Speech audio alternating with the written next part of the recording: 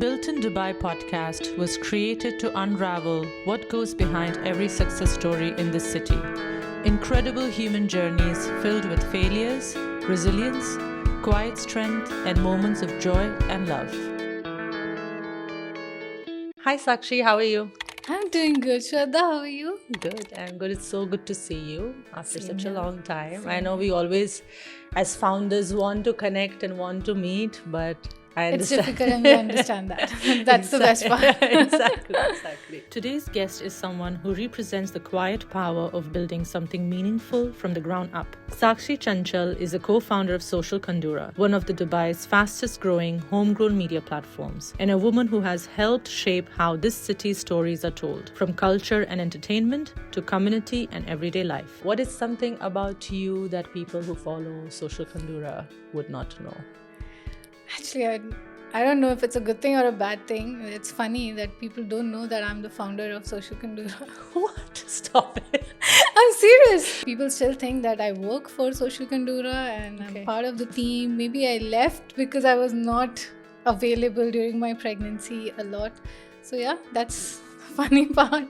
I get that a Okay. lot. Okay, that's pros and cons of feeling Yeah. that. And who were you? Who was Sakshi before Social Kandura? I think Sakshi as a person, I'm still the same. My core values are still the same. It's just that I have learned a lot in the process of, running a business. I resonate so much with you, when I follow you on social media, and this is why, you were definitely one of my first guests on the list, because I feel that you are also an emotional founder, like I am. And often, the real world or people in the world would tell you that, oh, you need to be shrewd, or you need to be, cruel, probably not the right Exactly. word, but you need to be cunning in Selfish. order to run a business or a company or to lead people. But I've seen you do that with so much grace. And when I started, that's something for me, let's say, has changed as a founder. Was I still remember when one of my first team members resigned, I literally cried because I Me was too. not. I've done that a lot, to be very honest. So let's just say that probably I'm still emotional, but probably a bit more emotional, mature after Mature, running yeah. the Yeah. company. Do you feel the same about yourself? I'm still, I think, in the process, I would say, Yeah. because I think we have been running 2 businesses and Yeah. it's been good 4-5 years. So I think I need more time. I'm learning with that process how to balance that emotion. But I want it to be like that. Yeah. I want to set an example that you can run a business Yeah. with emotions, with empathy, and there's nothing wrong. Yeah. But yeah, in the process, you will meet some really bad people. Yeah. They will try to change your mindset that, Yeah. you'll get angry. You'll be like, why am I like this? Maybe I should not be this kind. But I still feel like both of us, Gaurav and I, we really want our business to be like that. You should have some sort of kindness, empathy, emotion in your work towards your team. And that's how it is. Yeah. And I think in our field of business or our industry, it matters so much, I learned it, about myself. Let's say when you're dealing with creative people, when you're dealing with young people, and not everyone necessarily, comes from supportive families or has had strong family ties. They kind of make the leader or the mentor or the founder as of maybe I wouldn't say a mother figure, but sort of someone look up that to you they for look up to, something. that they feel connected to, and that's where I found kind of my strength, as a leader there, where initially a lot of people have constantly time and again tried to say that, oh, you shouldn't be like so that, yeah. lenient. But I think that kind of leniency, or maybe the creative freedom that we give to our team, is where the great Exactly, work you comes have out. to, and you have to respect them. You need to Yeah. give them that time, energy to be like. And honestly, I don't like it that if I enter my workplace, everyone is pin drop silent and my boss is here. It's not like that, and I don't want it to be like that. But I also at the same time tell them that respect your managers, your seniors, because Yeah. they have more experience than you, but they are Yeah. also respecting your thoughts at the same time. Yeah. So that's how I function, and I hope that it continues. Yeah, I hope Even so though I too. meet some bad people, but that thought should not change at all. So So I have learned, I've seen my parents, I'm seeing Gaurav, and this is how I, like, even I'm as a person, I was like that. I was scared of businesses, Yes, to be very so honest. true. Because So at true. some point you're like, you have done so much for this business, this company. You have to think about yourself. You can't just keep your people around you like as priority and not yourself, and your company. But I've still continued doing that, and I hope that it stays like that.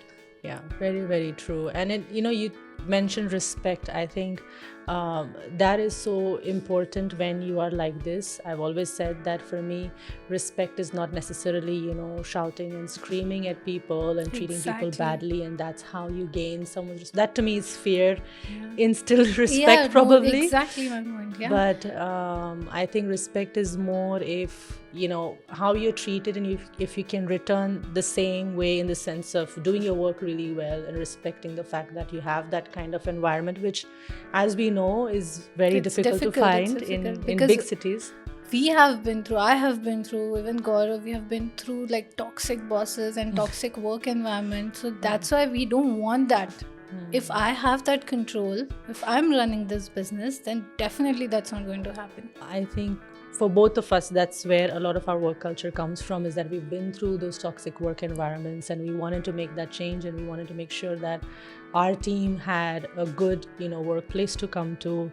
But I love it, because one of my team members, she recently said that, I don't feel like going home.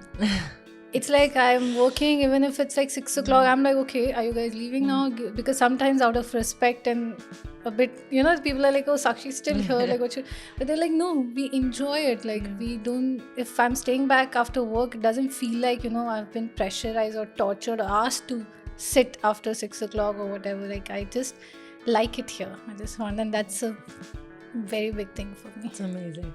Is there any, you mentioned like a couple of bad people or bad eggs that we come across, and I think that's probably part of us, maturing as business owners and having those experiences. Like, this is what my husband says, that there's unfortunately no shortcut to experience in life. Yeah. You experience, and that's how you learn. Is there any such example that comes to your mind, or that you're okay to share?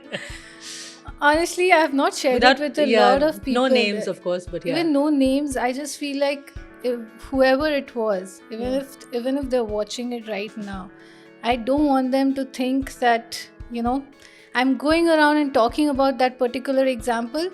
Eventually, but I'm 100% sure about this, that eventually later in life they will realize what they did was wrong, and they had someone good which they didn't realize. Yeah. So honestly, I will not talk about that. That is so respectful, and I think that's something that what sets you apart. It's very, I think, easy to name and shame, and I've always said that there is power in silence. Of course, you don't. It takes a lot, especially in our industry. Yes. Where you hear things about yourself, like, okay, someone is talking, someone is saying things which are not true, but you still maintain your dignity, and you're like, no, I will not talk about, because it's very natural when you hear something bad about yourself. Your which instinct is is not to true. respond. Your instinct is to respond and be like, React, no, this is not true. This is what exactly happened, or I didn't do anything wrong. Blah blah blah. It's like, if you feel that's how you want to function, go ahead. Yeah. I really believe in karma, and I think I will just keep my mouth shut. Eventually, they will realize, whoever it is. Yeah.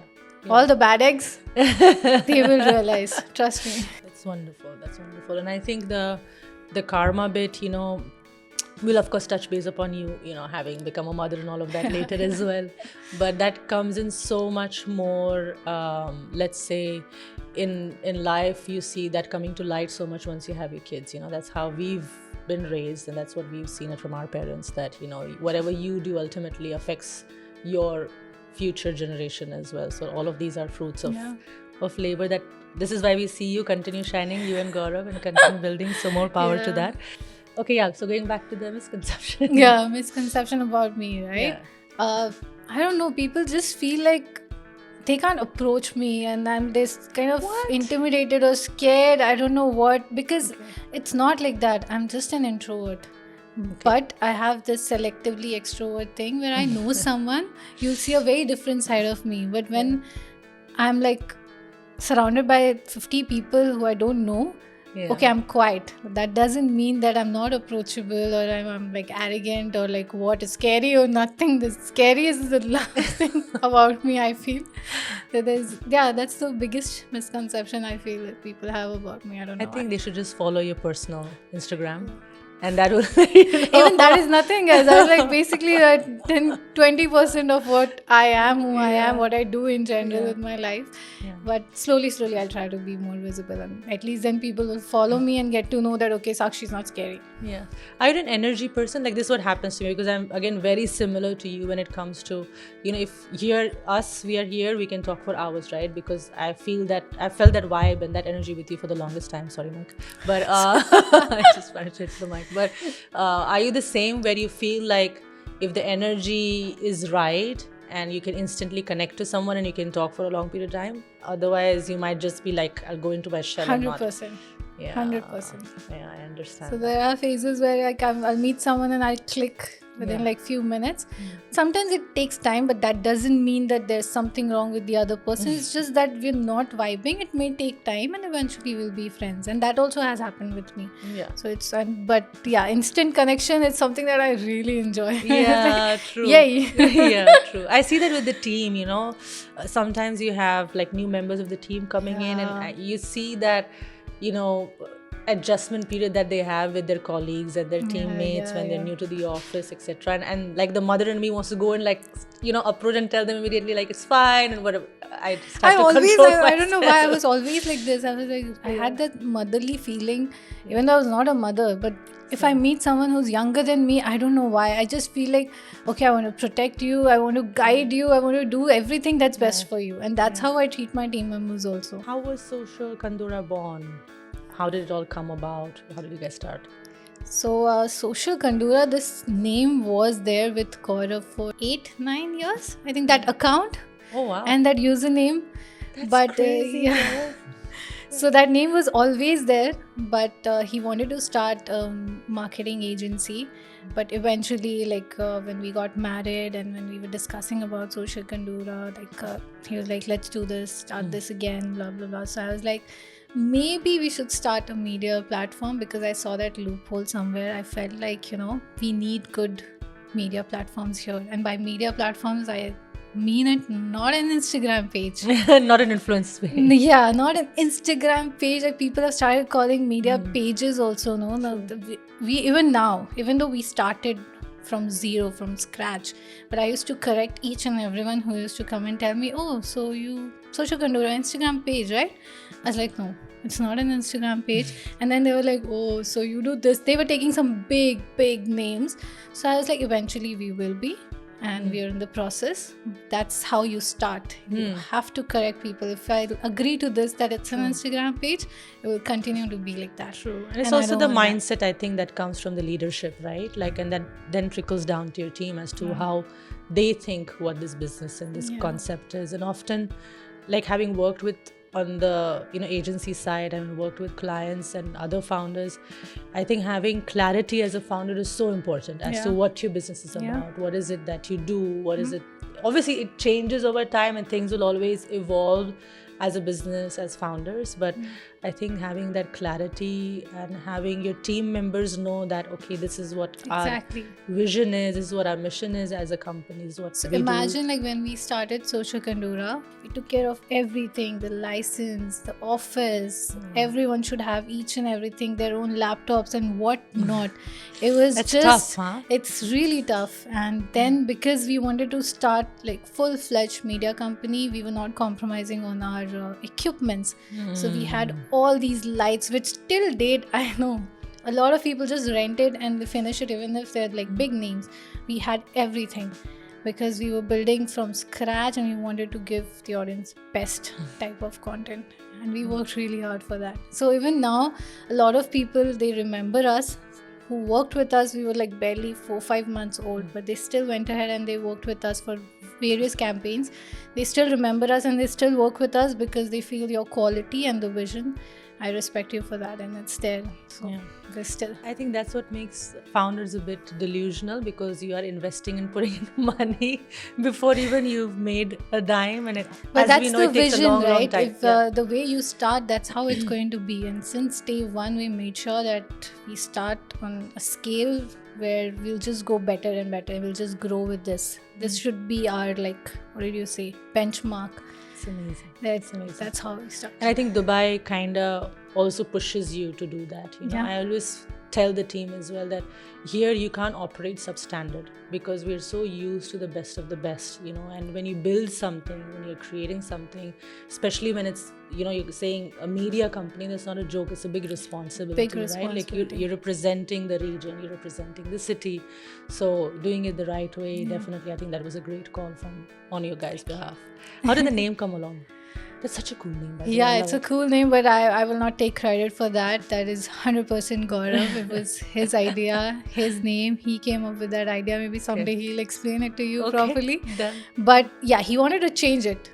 He's like, Okay. "Chal," but I didn't. I said no to that. So that credit I will take. Very good. That I said no, let's not change the name. This name is really cool, and we would Yeah. like to continue with that. Yeah, no, it really clicks. I think it's easy to remember. Yeah. And yes, it's a media company, but still it has that Yeah. like fun connotation to it. Yeah. So yeah, well done, Gaurav. Maybe the next guest on the show.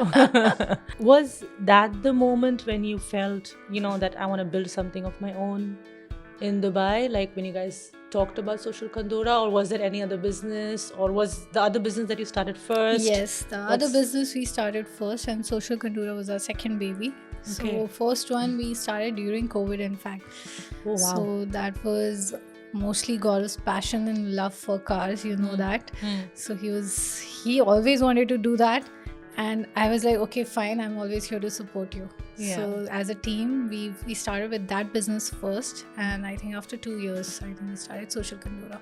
So let's say, you say that Gaurav started the first business, which is, he followed his passion and love for cars, and you guys then created Social Kandura. Is content or media, has that been your passion, or you found it ultimately after starting in that this became No, your passion? actually, it was always there. Okay. It's just that when Instagram started, or the influencer world started, I had this page of my own, but it was private. It was like super Okay. private. Okay. All my pictures and the content, the kind of content I used to do, I was very particular about it. I was like, I'll not compromise if the picture is not looking Even though nice. it's a very private account. Yeah, Okay, even though look it was a at you. private account. Okay. And then I used to get that a lot from my friends that, oh, influencer, influencer. I was like, no, not an influencer, but they always saw that in me. Okay. I got married, even Gaurav saw that in me, and my entire family, but I never took it seriously. I was always very creative, even in school, dancing, singing, painting, whatnot. I was very creative. Then you got the digital platform to be creative. I started with that also, Dumb Smash or something. There was Dub this Smash. Dub Oh, Smash I used to something. make that Yeah, with there my was this nephew, app. I remember. Yeah, and I remember Hilarious. putting videos out there It with was so Deepika's much dialogue. fun. Yeah, it was so much fun, but all private. All private. So I really liked the digital side. Yeah. But after moving to Dubai, changing careers during COVID, so this hidden talent of mine, Gaurav pushed me a lot. Okay. So he's that driving force behind me. Like, he's like, you should do something about this. You should not take it lightly. Now you have a platform. The world is changing. Everything is turning digital, and you're so good at it. Yeah. So I was like, yeah, let's do it. Yeah, I'm a big believer into following your passions, for sure. Yeah. I think if you can find a way to monetize and to generate revenue out of it, then Yeah, because amazing. before, to be very honest, I have not seen anyone in my family, like my siblings, 2 elder sisters I had. No one was talking about passion at all. And they were so good with, academics and like science students, like toppers and whatnot. So I was like, shit. And I was the dumbo. I was really bad with maths and all of these numbers and science. And I was very creative though. So my mom, she used to always tell me, go for arts. Take arts after 12th. But I was like, no, that is so bad. Like, people will make fun of me that I'm stupid, I don't know anything. Because that's how it was. It was back then. I Yeah, remember, if you're not taking science, second is commerce, arts, because you're useless. You can't do anything else. And my mom kept telling me, you take arts. you should take arts. And I was like, no, I'll go for commerce. Like, if I can't take science, I'll go for commerce. But I regret that one thing. I should have taken up arts, and I should have started like long time. But that's very forward of your parents, considering, Yeah. being raised in India and how generally you would mostly either get pushed towards like science or, one of those subjects. Like I remember as well, but I think that plays such a big role for us Very as well. big role, right? yeah. That Even though like I have studied commerce and I worked for a bank and I have done supply chain and whatnot, but I love it that COVID happened and then I changed my profession completely, because that was the point, I think, that changed everything for me. That was really So is Social Kandora a COVID-born business or in thinking process, I think, started Okay. during COVID. Then I think after 1 or 2 years we went full-fledged. And I think, that also opens an interesting subject about, do you believe in hiring people better than you? Yes, why not? Okay. That's I have done that before also. I've seen something in someone that I don't have, but I feel it's required for the business. It's good for the team. Yeah. I openly tell them also, I can't do this. So you have to take it up. Yeah. I think that to me as well is so important that you're not threatened by your team. I've often unfortunately seen that in massive corporations and massive businesses where unfortunately it's more the yes people who are hired, and people where the founders don't want to be challenged and they don't want to hear no, or they don't want to hear ideas. But I think it's so important to acknowledge that we all have our strengths and weaknesses, and I always say that if I can hire someone who can fill in a weakness of mine, that's how I will great, grow. Yeah. Right? Are there any mistakes that you feel that, gosh, I wish I would have not done that? Which I'm sure, all of us have a few, and I think there are more lessons than mistakes, right? Because that's again the best way to learn.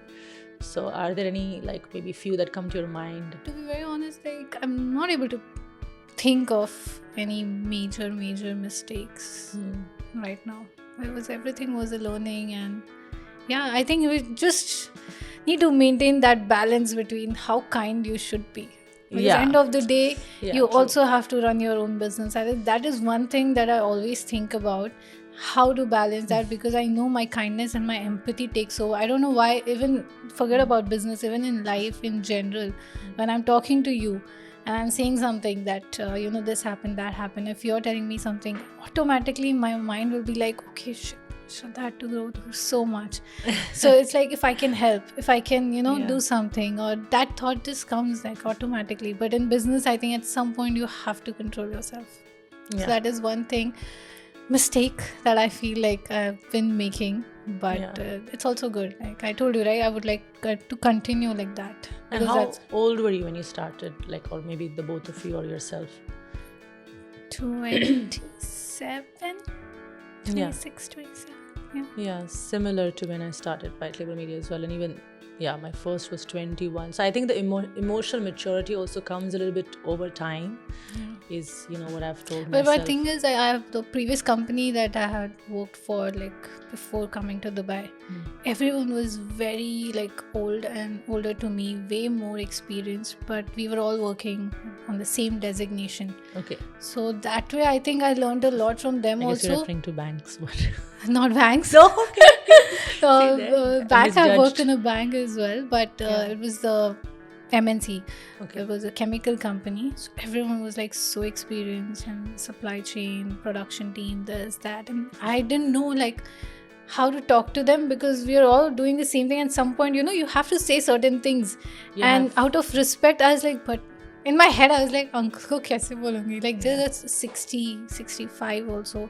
So it was difficult, and you have that respect for them, but eventually you're like, you have to work, keep your emotions aside, be respectful. I think that also helped me a lot, that I had so many people around me who are older to me, and there's so much communication that you have to do in supply chain, that I realized that, okay, I'm working here. Can't be like uncle ko kaise bolu, you have respect and all that. It's still there, but how you have to tell them respectfully what is supposed to be done, that I think I learned a lot. Yeah, and I think that trickles down to your team as well, right? When you have to confront, because when they've seen just that kind side of you, Yeah. and when you need to have those tough conversations. I know it takes a lot in me, for example, like I have to like keep preparing myself mentally to have God. that Oh, conversation.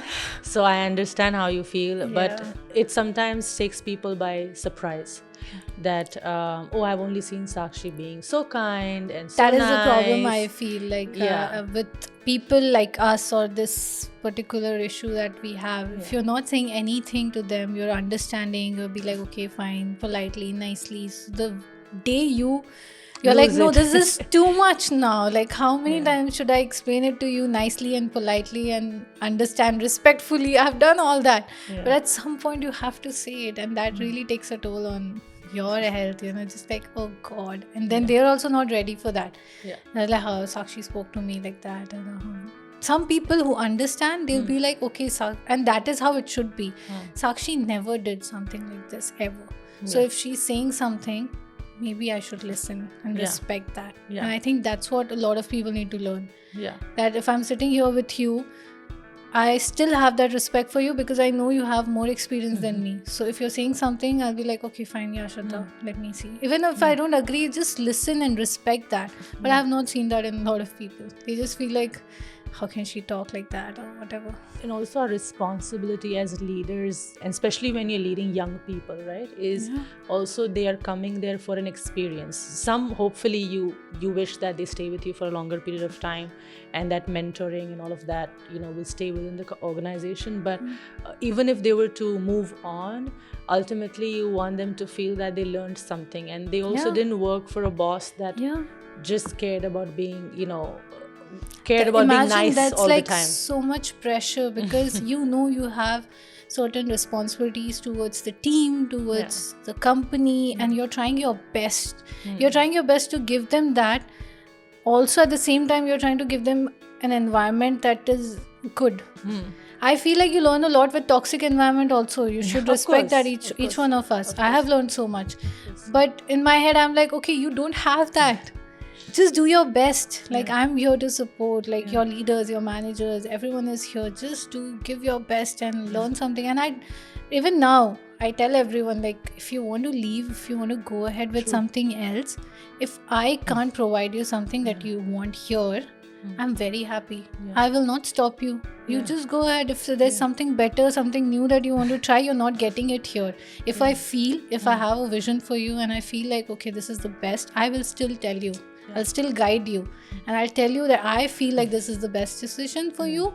But if you want to go ahead with something, that's up to you. But I will guide them if I see something.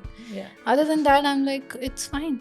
Yeah. I've heard horror stories of founders or Yeah. owners of the company trying to like hold back on their teams and making their lives difficult to leave. Yeah, there's But so many like legal things also Yeah. get into picture and whatnot. Yeah. And I feel that the moment I hate using the word employee, but let's say a member of your team has decided to move on, or they had decided that maybe whatever it is that we are trying to do doesn't serve them, like you said, then I think it's already a bit too late to have that conversation. Yeah. You can try, you can try to change their mind, but I think if they've already made up their mind, and there are again so many circumstances that we don't know, and as founders, we're so busy running our businesses, running our lives as well, and as women, we have so much other things going on as well, exactly. that it's, as much as I would love to, it's very difficult for me to have a sit down with each member of my team and know everything about their lives. Exactly. So it could be often the cases where the decision is not so much as professional, but they have maybe personal reasons to take that call and to have that change of heart in terms of staying in your organization or not. And I think more and more people need to embrace that and be okay with people, of course, and keep in touch. There's no harm in that. Yeah, Until unless like some bad eggs, I was like, just I really don't want that kind of touch in my life. I'm very happy. Even then, I told you that's the reason why I don't talk and discuss about situations or incidents like this, because I'm like done. But other than that, whenever I get time, I sit down with my team and I was like, okay, now I want you to take this up. Enough of doing the same thing. This is what I have for you. Do you want to do it? Now it's up to you, right? How you want to grow. I'm there to support as much as I can as a team leader. But other than that, you have to show that strength and that initiative. You have to take that initiative that I want to try something else, and yeah, this looks interesting, I want to take up more responsibilities. Otherwise, end of the day, you will feel bored, right? It's like, what new? True. So that's a pressure as leaders we have to keep them like engaged with new things, new stuff, more experiences, lessons, skills. I'm always up for it. I sit down whenever I get time. I'm just like, okay, I have these certain classes also, online classes. Oh wow. If okay. you guys want to take it up, it'll Okay. help you grow in life in general. Yeah. So I'll share that link also with you. Take some time out, and if it's related to work, I don't mind giving you that 1 hour from work where you could just have to do that course. Sit there, learn the new skill, and then come back. Yeah. I think self-learning or improvising on yourself is so important. And I think that's what a lot of us SME founders also look for in our team. Not everyone will have that, and that's also something that, you know, I have learned to accept over time, that not every member of the team are the same, and that's what makes the team interesting as well, right? So you always have a good mix of people. Even as like husband, wife, even with your parents, you'll just feel like, oh, my mom is good with this, my dad is not good with that. Like, everyone is different, so it's fine. True. It's interesting. That's what makes us interesting. Yeah. Sakshi, was there any moment in your business or so far that you felt like, oh, this is not working out, I feel like quitting? So many times. I will not lie about that. So many times. Yeah. For some reason, you know, you have that driving force with you. And honestly, you know, I'm not just saying it because honestly, for Gaurav, it's very rare that he'll express something and he'll say anything negative, okay? He's a very positive person in general. But when I have like breakdowns like this, where I just feel like God knows what I'm doing and for how long I'll keep doing it, even though, and then he'll convince me, he's like, you knew it. We're starting a media company. You know that it will take time. It will not have happen like overnight. So he used to always push me and, you know, put that positive energy that everything is going great. Just hold on. Yeah, I think as a founder, you so many times have those moments where you're like, I could be doing a full-time job or maybe not doing a job, just being a housewife. No, because as Nothing wrong founders, with you that, have of like so course. much trauma that you end up thinking that, oh, maybe 9 to 5 is better. Yeah. I'll get a paycheck in the end and, you know, have a peaceful life. But that, usually lasts for like one day or couple of hours, you cry it out. Yeah, and then, you know. it's just, I think it's just a mental breakdown that I think everyone will have at some point. And then eventually you'll bounce back and you're like, let's go.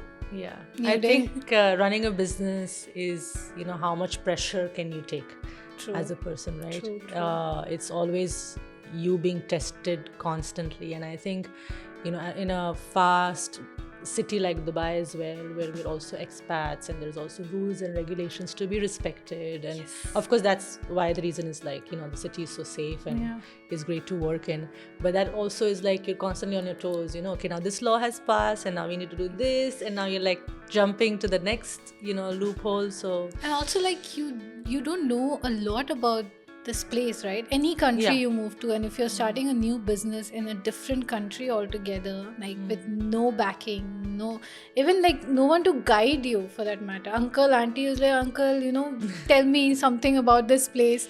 You can't even do that. You're just learning everything on your own from the scratch, like work, laws, how people are here in general. Are they helpful? Are they not? Like, what's the environment here? You don't have time for that. In India, for that matter, you know, here things will go wrong. This part of business is not good. This is scary. This is this. But here, you don't know anything. You just have that vision, that plan, the concept, and you want to just work for that. would you do it anywhere else? Would you rather, say, let's say, do it anywhere else? Right now, I think at this point of time in my life, I don't mind. Yeah. I don't mind.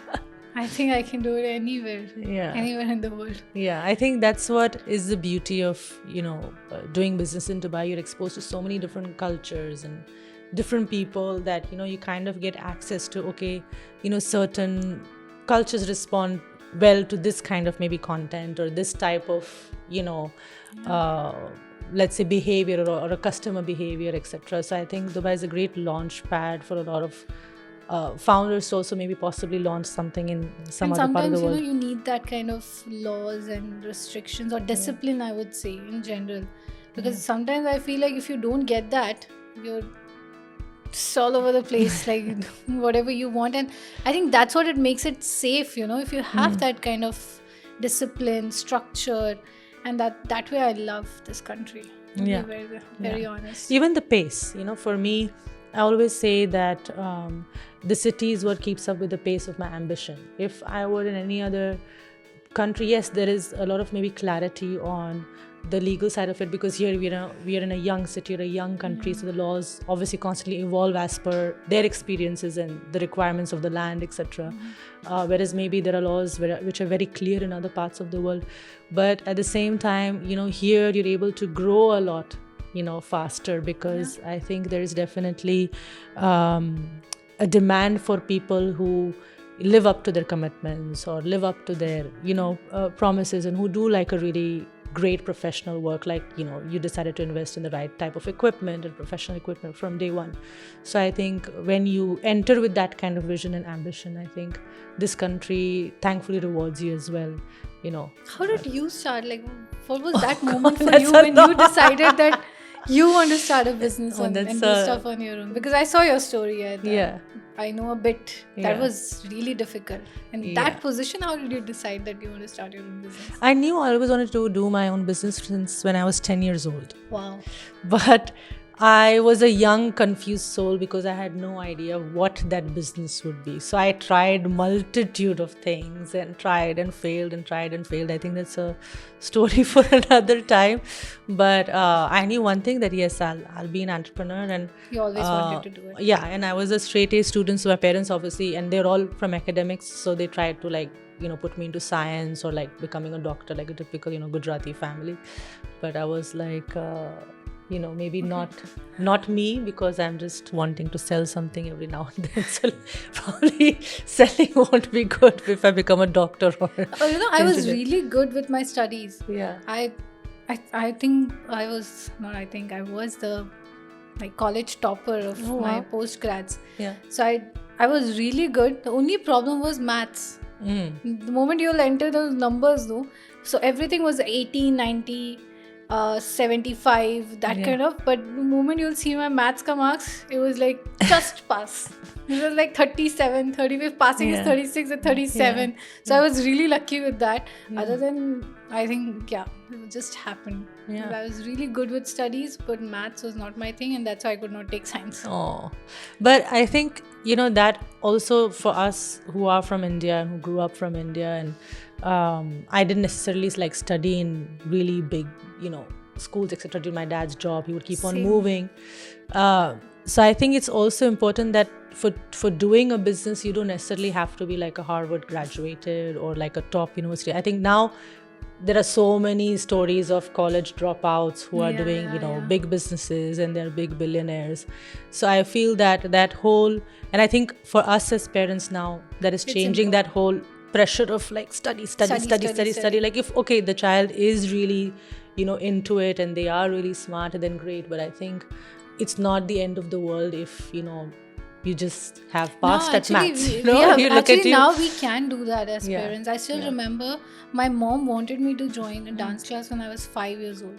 Oh wow. And I love it. Yeah. But you know how people used to talk back in India during those days, during maybe it was 90s, that dancing is not, especially girls should not dance, and the way and all that happened. So my mom, she kind of got scared with that because she had 3 daughters, and she was like, oh, maybe this is not the right thing. Maybe I should not push her. Other than that, if it's like house parties or whatever, my mom was like, just go for it. Oh. 4 of us, all 4 of us, we were very famous to like dance and with the life of the party. Yeah. That brings me to also like the family pressure of, you know, you husband and wife doing the business together and not playing a typical role of, you know, maybe a wife in the relationship. Was that ever a thing that people maybe try to discourage you, that maybe you guys should not do a business together, or you should We adopt? got that question a lot, that how are you guys doing it as husband and wife? Even now we get that a lot, like how you guys are managing it. It's like, to be very honest, touch wood, it was not that difficult. The only thing I realized that you have to draw a line at some point, that okay, now this is our time. Even if 1 hour in a day you'll just dedicate to yourself completely, it's fine. And understanding, if you're running businesses together, it's very important to understand each other. And for example, with us, I would say that if Gaurav feels like at this point, Sakshi feels that she's like 1000% right, even though he feels that maybe that there's something I should tell her, he'll stop. He'll just give it some time and then he'll try to explain me and then we discuss. Same thing with him. Like if I feel like, he's very adamant and he feels this is right, then I have to calm myself down. Even though I feel like maybe my idea is a bit better, you have to control, you have to maintain that balance. Basically understand and communicate. Yeah. And touch wood, that helps a lot. I'm sure there are disagreements, obviously. Like, I think even in a husband and wife normal relationship, you would have disagreements. So now add business to it. So you're talking about, double the disagreements, maybe. So that's what I'm telling you, the communication and balance. Like when I know that I should not touch Gaurav with this topic right now, maybe after 10 minutes, we'll discuss and you need to just understand each other. And have you ever had disagreements in front of your team? Yeah. But we handle it in a very respectful way. The way I'll talk to my team members, same way we talk to each other. Yeah. It's not and I think that's so important. Yeah. Because if I will get mad about something, then they're also looking at it. They'll not see that, okay, they're talking about work. They'll just feel like, oh, look at Sakshi talking like that with her husband. And it's and that respect should come naturally, I feel. If I'm giving that respect to my team members, why not my own husband? Exactly. And I think it's also, those are certain, maybe for me, and that's something about, let's say, Built in Dubai that I wanted to talk about as well, because I do believe that success should be in all areas of your life. As much as, I know it's not easy to find a partner and, marriage in the modern world, etc. But I think that for me is very important in a relationship, even if you guys are not, working together, if you're not business partners. But in general, I would never have an argument with my husband in public or in front of anyone else or at a party. Of course, 100%. Because it's just, and the same thing goes for him. You don't want to make anyone feel that, okay, not disrespect your partner in front of anyone for that. Even your family, your parents, you need to have that. Yeah. Sometimes very, very hard. You're very tested. Hard, right? Yeah. You're tested. But I think that's again where, your maturity in the relationship, comes. And that's what I think is also a foundation for even my team members have asked that question. Yeah. How do you guys do it? How do you guys do it? And recently, I think, I'm again, people just think like I'm praising my husband a lot, but I learned this from him only. The way he switches off from a situation, like, okay, I'm stressful, okay, we have discussed it for 1 hour now. Now we know we can't do anything about it. This has happened. Switch. Yeah. Change your mood. Yeah. And done talking, you want to talk more? He'll ask me, do you want to talk more? And he's like, yeah. Then I'm like, half an hour more. Then we discuss about that topic and then we close it. Yeah. And then even if I'm sleeping and my eyes are open, he knows that I'm thinking about something. He'll just be like, what are you thinking? Yeah. Close your eyes. So then he'll make sure that I close my eyes. So that's why we support each other. We know that, there's nothing. I don't think his intentions are wrong. My intentions are not wrong. We both are building something together. Yeah. So our focus is that it should work. Yeah. So if we have disagreements, we know at least that how you raise a kid. Yeah. True. You know that, right? That True. As a father, he wants everything good for the baby. Even as a mother, I want the same thing. So if we are disagreeing on something, we just need to sit and talk and discuss about that. Yeah. I think as long as, for leadership, whether it is at home or at work, your visions are aligned and your, mindset is aligned. Disagreements are very normal. I think it's, naive to think that as much as you love somebody and everything is great, not all days are great. There are bound to be, and with women you add hormones to the mix and you have a very interesting mocktail, let's say. But so do you approach finances? If it's a personal question, I understand, but in your case, because you're partners, right? And nowadays, I think it's a lot of this whole 50-50 and, going Dutch over things and stuff like that. How do you manage that? Because, is there a salary? How do you guys manage finances? So there's a lot, I think. Yeah. And I won't be able to cover it properly. Yeah. That needs 1 hour. I'll give you in detail. But for us, it's because we are both managing everything together. As I Yeah. said, even with Apex Retail Studio, the other business that we have, even though I'm not completely into it, Gaurav tells me everything. So I know the accounts. I know accounts for Social Kandura, and we try to maintain that balance. That this is how I feel. Yeah. If you're running something together, decide on a certain amount that you want, you know, for yourself individually. Yeah. And then since you're married, you have certain responsibilities towards the house. So I'll just tell you in general, a very short thing that we started doing is like, you have your own thing, I'll have my own thing. Yeah. Then we have one more separate thing, A pot together. a pot for the house. Yeah. So we use that. So that way, you know, individually he has his own dreams, individually I have my own dreams, and it's the stuff I want to buy, maybe a bag or a bracelet or anything like that. So I can do that. And his dreams are, of course, cars. Everyone knows that. So if he wants to go and buy a car, like, go buy. So you Yeah. save your thing. So we know everything about accounts. So if we also know that there are certain days where, you know, things are not that great, so we'll be like, oh, off season. So then also we know how we have to balance it. So we decide, and then that's how we move ahead. Yeah, I think transparency in any partnership is so important. Yeah. And there is, if you have, you know, no ambiguity in, especially like, I think money causes a lot of problems. So even if you were just business partners, I think that is something that I would say that better to be transparent than, you know. You can't you can't debate on this topic that I have done a lot and you have not done, and that happens even if, for example, very a good lot point. of friends wanted to start businesses with us, like together, but I was like, my relationship is more important than business, because this happens, and that understanding I have only with my husband.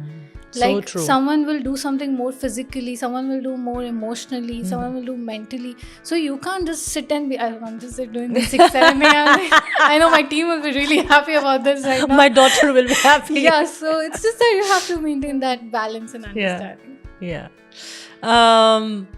So true. I think, you know, in partnerships, a lot of that conversation can come, and even it can come in terms of finances as well, where you feel that maybe a partner is contributing more.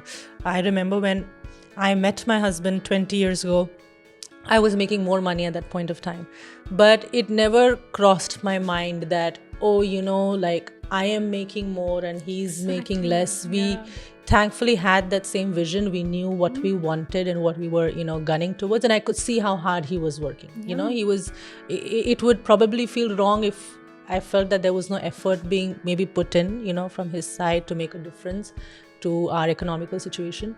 But I could see how hard, you know, he was working, and there was ambition and all of that. And probably that was going to be a temporary period of time, which I was expecting, and thankfully it did happen that way. But I think in a partnership, whether it is real life and then obviously business as well, having that understanding to say that, you know, there will be moments when it will happen that you will be doing a bit less, and someone has to pull up that weight, and we know for us what that reason is, and that's what I'm gonna dive into, which is motherhood. Congratulations, first of all. It's something that I, you know, obviously got very happy having seen you and Gaurav, and you know, being lucky to know you guys, etc., over a period of time. So it definitely brought me a lot of joy.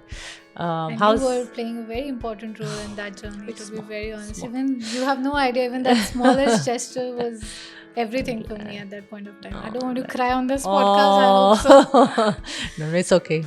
Tears are allowed on the podcast. Good thing you have makeup handy. We can touch anytime. So how has that changed you? Who was Sakshi before becoming a mother? Who is she now? I just feel like I've become more aware and like more responsible in that case, with both my babies, with the business and my baby in general, because I genuinely want him to look up to me as a mother who's working. There is a lot of guilt, but I also want him to understand that it's okay.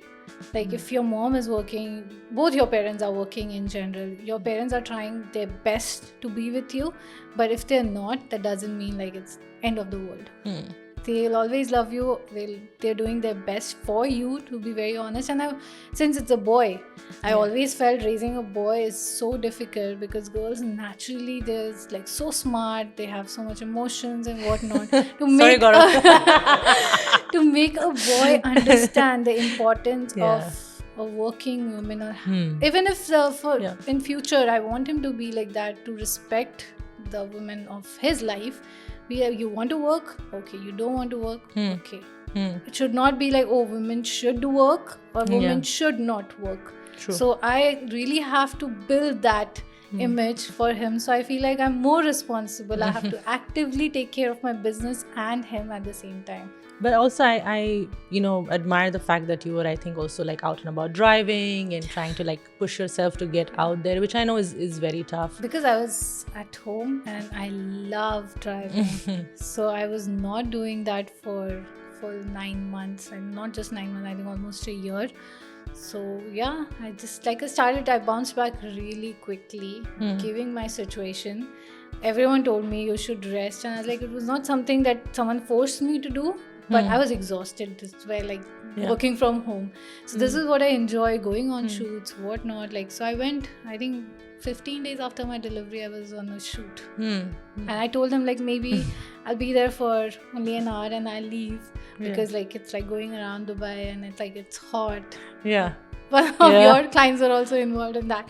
So I was like, no, but I stayed back and I finished the entire shoot. I remember the first few times like having to leave the house, but then also enjoying it as well, and then you again feel the guilt of, oh, but I'm enjoying. Because mentally, it's very important. If you'll sit with that feeling, that guilt, and that will eat you. Trust me, that can destroy so many things for you in general in life. I have realized that, and I was preparing myself for that. I was telling my partner also, like, Gaurav, you have to make sure that if you see there are signs, you have to tell me that I'm taking too much pressure, or I'm like, you can see some changes in me. You have to tell me, and I'll try to be very conscious and very even though I know that it's all hormonal, it's nothing that I can control, but I told him very politely, very nicely, you have to come and you have to tell me if you see certain signs. He's like, Touchwood, I have not seen any signs like that. You're doing great. You want to stay at home, that flexibility, Touchwood, you get because of your business. And he's like, if you want to work from home today, if you feel like you can stay, because there are certain days you can't do anything, you have to go.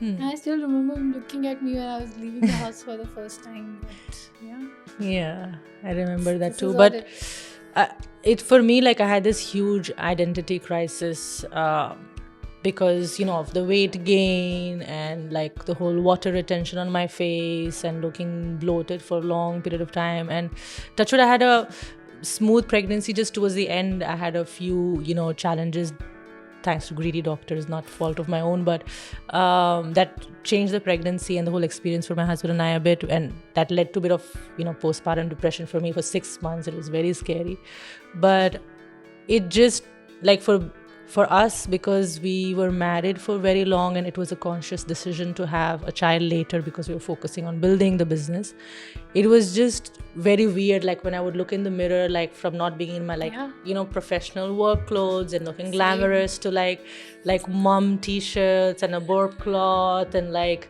mum bun and like dark circles and looking so puffy. I remember my mother-in-law, she was telling me, now you look like a mother, because I was like in a very bad shape, and she's like, make sure that you don't lose yourself in this process, like try it. I was like, I can't, because physically I was so drained. My pregnancy was complicated. I had multiple huge fibroids, so I could not walk. It was so painful since day one. Because I think first trimester, the hormones, they're at peak. So the fibroids also, they grew a lot in first trimester. So even in first trimester, my tummy was like out because of the fibroids. And if I have to turn while sleeping, it was moving. And I was like, okay, like people say it's like, in the scan also I saw it's just like a seed. Little bean, then what happened? Like, what is this thing? Then of course it was a fibroid, it was growing, and that was really depressing. I genuinely thought that it is going to get very difficult for me post delivery, because I have been like working from home, not going anywhere, and not meeting anyone for that matter. That was the worst thing ever. I could not meet anyone. Why was that? For the longest time, we didn't share the news. Okay, yeah. So obviously, yeah. Because we didn't know, to be very honest. Doctor was also like, okay, just 27 weeks. If you reach 27 weeks, maybe we can do something. Oh gosh. So that way we were like, okay, should we tell people? How should we tell people? Like, Yeah. It's a good news, but you were so scared. Both of us were really scared. Hmm. And then it was all, I used to look for everyone, like, if you can come home, you can come home. I still remember my baby shower. That was so sweet. Gaurav told me that you also said that you will plan it for me. Yeah. My friends, they Yeah. planned it for me. Yeah. And they just told him, like, tomorrow just make sure that you Yeah. bring her here. Okay, Yeah. a small one just between us. Like, I don't know all her friends and media friends and all of those things. It's just like us.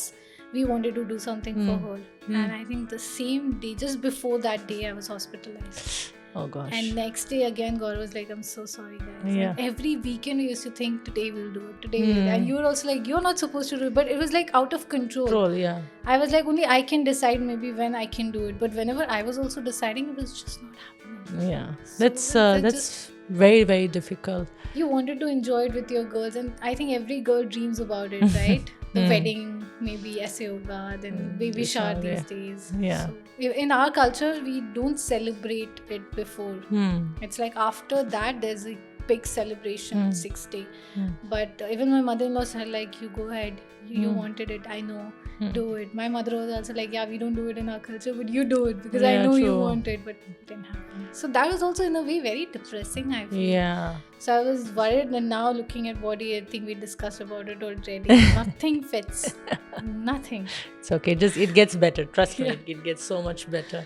And that's, I think, so difficult to explain as founders as well, right? That, to your team, to your clients, because end of the day, you're humans and you're humans running the businesses and the company. And when you're going through something so profound and so emotional, and at that point of time for anyone, money is very subjective in general, but at that period of time, you're like, honestly, like nothing else matters. I just want like my child to be safe. I want, just this to go well. Everything else, like I'll figure it out, and how did you manage work, both of you, like during those kind of difficult moments, and keeping up with, because obviously business is not easy, and that is, let's say, the toughest part about business is that company doesn't stop. It has to constantly run, whether you as a founder are feeling rubbish or not, whether you're healthy or not healthy, it has to continue running. So,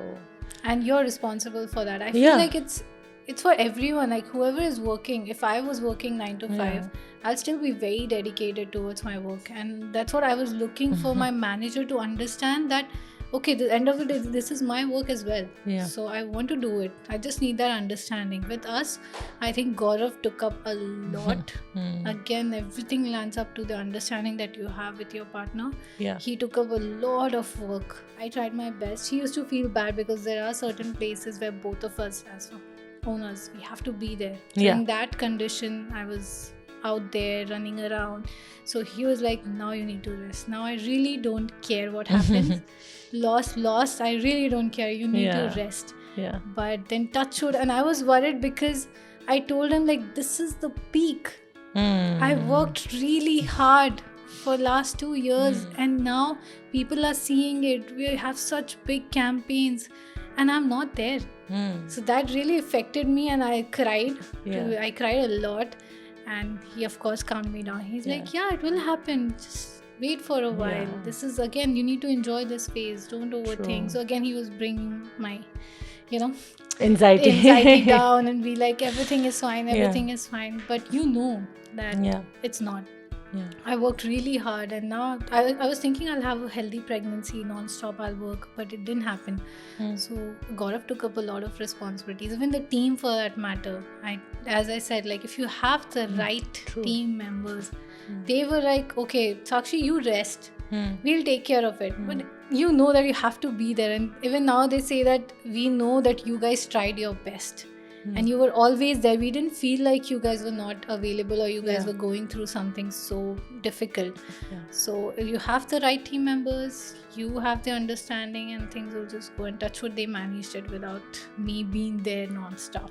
Oh, knock on wood. I remember, when I decided to get pregnant, etc. Like I had to slow down the growth of white label media, and like my competitors were growing and flourishing, and bigger offices and bigger team, and all of that. And my husband would be like, Tigress, just like rest, just slow down for some time, and I promise like your time will also come, and you that's get back actually to very it. important. And to Gaurav says as well, like to enjoy this process, because it will not come again or come anytime soon. And I'm glad I listened to that, because it is a very special time. And even though of course both of our, let's say, journeys were a bit different with motherhood, but it still involves some level of complexity, and in your case a lot more. But I think that also brings you so much closer as partners, in both work and at home. I Because think that you feel was, that I would say, Yeah. one of the most difficult yet the best phase I had. yeah. No, because I had my baby, but the kind of support I got from my partner and my team also, for that matter, but nothing would have been possible without Gaurav. Yeah. Nothing. Yeah. And that was one of the most difficult phases. I will not complain that I had no attention from my husband. I got full attention. Business was running properly because he was taking care of both the companies, Yeah. and then the other issues that were happening around, he was taking care of that as well. So I don't know how he did it, but yeah, I had full support. Who wakes up or looks after Gaurav. you? Oh, More than well that. done. I really used to hate my husband for that because Honestly, physically I was not in that condition, but Gaurav never complained. He wanted to do it, and happily he'll get up, he'll feed him. But yeah, there was a little trick also in that. He's like, okay, morning feeds, you do it. Overnight, I'll manage. Yeah. And then early morning around 6, whatever, 2 hours gap, that I used to take care of, and he used to take care of the nights. And then later on, what happened? Then slowly, he was not getting up at night at all. He used to get up directly at 4 o'clock, and then it was like, morning, it's your time. Yeah.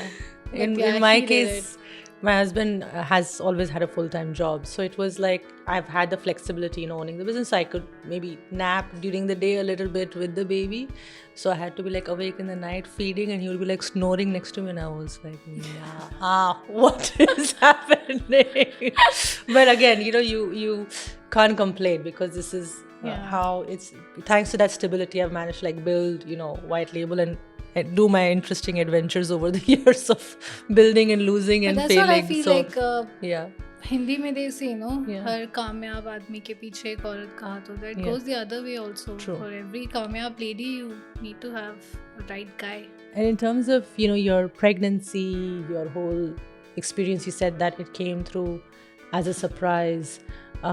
Is there anything else that you would like to share to other women who are planning this? Is there anything that they can do to avoid it, or any steps that they should There's take? a lot, Or I feel like people don't talk about it at all, and that's, I honestly, even with my account, I never posted anything. It was just random videos here and there, but I genuinely, so many people have called me and messaged me asking me about the details, like what exactly happened, and they're pushing me, can you please post like a full video, or like you can just post random, I'll give you the topic, the questions I'll give you, just post about it, talk about it, because it was getting difficult for me to answer everything. I was like, I will talk about it, because no one, I'll tell you what happened. I had fibroids. I knew about it. Okay? Even before you got pregnant, okay. the pregnancy, I think 2 years before that. Okay. But my doctor said that they're really tiny, so you're not supposed to remove it. Okay. You'll just observe. Are you trying to get pregnant or something? I was like, no. That's why I go for my regular checkup. Imagine, I was so proactively going for my regular checkups, because I knew I have this business and it will take time. I'll plan my family and everything later. So I was like going very actively for regular checkups, and that's how I get to know that, okay, I got to know I have fibroids, and she said, don't do anything. I have met, I think, 6 or 7 doctors. I've consulted people in India as well. So they said, don't do anything about it. We'll just observe like if it grows, maybe you have to remove it, because sometimes that will create an issue for conceiving a baby. So I was like, fine. Then again after 6 months I went, she's like, oh, it's fine. Again after 6 months I went, she's like, oh, now it's like big. It was like, I think some before, and now suddenly it was like 3 centimeters, Oh, wow. something like that. So she's like, it's better to. One doctor said that you cannot conceive at all if you don't remove the fibroids. If you're not planning, you will not get to know if this fibroid is creating an issue for you. But I told her, like, it's fine, I'll remove it then, because I am going to. I'm not planning to get pregnant anytime soon. So she's like, okay, fine, go ahead with the surgery. But I cried a lot. I was like, she's saying that, you can't conceive and all that. But then I met another doctor. She said, no one can say that. Fibroids are very normal. So don't make it like a big deal. So many different, things that people are telling me. But I made myself very clear. I was like, I'll go ahead with the surgery. Then I went for my surgery. I started planning. Then the insurance said, it's rejected. You can't do the surgery because it's pre-existing. I was like, but my doctor said it's nothing. Yeah. You're not supposed to remove it. But then he said, like, no, you have to do it, and it's not covered in the insurance. And bare basic expense for that would be 70,000 dirhams starting. Oh gosh. That also, that I got that information. So I was like, oh, now it needs more planning. Like, now there's a lot of money also involved. So I was just thinking maybe next year I'll do it. And I need time off from work also to recover. And then after 3 or 4 months, I got pregnant. It was a blessing. I don't know. It just happened. Yeah. They're still like, okay, you were saying nothing will happen, but it just happened. But I will not say that people should go ahead with something like this. I was not planning, but it happened. So, and it was very difficult for my baby as well. Imagine there are 3-4 big fibroids around you. There's a constant risk. And then there was red degeneration. I think this will need like full one podcast separately to explain everything. But I will not suggest that. Like, if you know you have fibroids, just remove it. Okay. Don't go for. Don't think that a surgery. I'll avoid that surgery. You cannot, because you don't know what's going to happen once you conceive. Yeah. Because I conceived, but after that, the journey, the constant stress, pain, my red degeneration when I was in the hospital, you know about it. My doctor said that this is worse than delivery, like giving a normal delivery. The pain for 4-5 days, I was in constant pain, and painkillers were not working, and they were giving me painkillers. So I was worried that, imagine my poor baby, like there's so much medicine that I'm taking. So it's not a good thing. I would just say people should talk about these things, the fibroid, red degeneration, all of these terms. I got to know, like, when I got pregnant, how it works, what are the. So I think people should talk and help each other, and just with your experiences. That's what I'm going to do. I'll talk about it, and I'll tell other people that.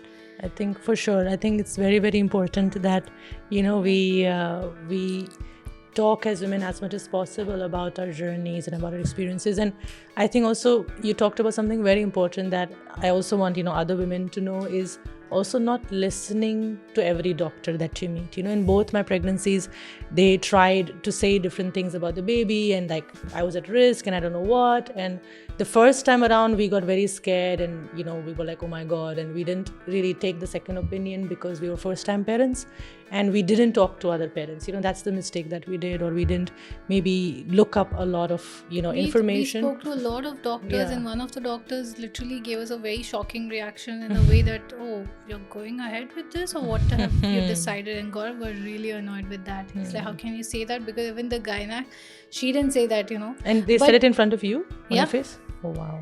And they were like, and you were already obviously pregnant. Wow. And even my doctor, she was not like sure about it. We could see that, she's just like, come after 4 weeks. Yeah. And if you'll see my scan, no, there's this huge fibroid and there's this tiny baby here. That really scares you. And I think that's why it's important to talk about these things. I think it's very much important to, take as many opinions and, not like, I said, trust everyone. And I think end of the day, it's between you and your partner what you decide, and about, having the family, and it's end of the day your decision. But that's something I always say, because unfortunately, as much as doctors are supposed to be in a, let's say, noble profession, unfortunately, many of them are not. And I'm just shocked that they would say that to a pregnant woman on their face. Like, they could have just maybe spoke to your husband separately. That's not an emotion that, or stress that you should have gone through. I cried a lot after that, I think, and that was the first time I saw Gaurav also like breaking down in a way that, I'll call everyone, I'll call the best doctors and ask our friends who delivered just now. It was like in so much stress. Yeah, because I've heard this, not, let's say, exact same story, but after that, a lot of different stories like this of, pregnant couples where the doctor said something and it was totally untrue, but they wanted the baby to be delivered earlier so that they could put them in, NICU in order to make more money and, stuff like that. So touch with that case, I think my doctor was really, really good. I would recommend her name.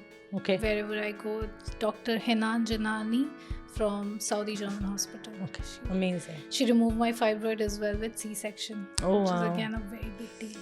Yeah. No, but I'm very, very so proud of you. That the fact that you've, shared the story without, crying and being so brave. And I think that's where also pushing yourself to go out really helps. Because I remember when I went through that, like, and going through that postpartum depression, I think just pushing myself to get out of the house kind of helps as well, changing the environment. Otherwise you just sit and like continuously think about this happened and this happened and that happened. Is there something about your life that you think is completely untrue? That we have everything on a silver platter and I have had the best life ever, both of us, or even before Dubai. Even when I was in college, people who knew me, they also felt like, Sakshi, you have the best life, you have everything. And that's not true. People have no idea what all I have been through, even before moving to Dubai.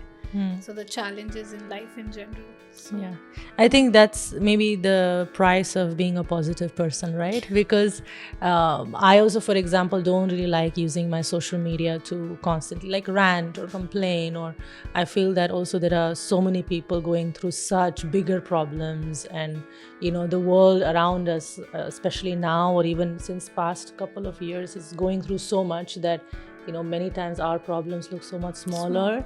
And this is why it's difficult to talk about those things, because you feel like, why am I talking about this when there are people actually starving and there are wars going on and all of that. So, but at the same time, that doesn't make your journey any easier or any smaller, building a business. That's and why starting from scratch. We were having that discussion. Right? If someone has a family business also, if they're working hard, appreciate that instead of just saying that, you got everything ready made. So that person also might be doing something to grow that business. It's easy for them to sleep and Netflix and chill all day, right?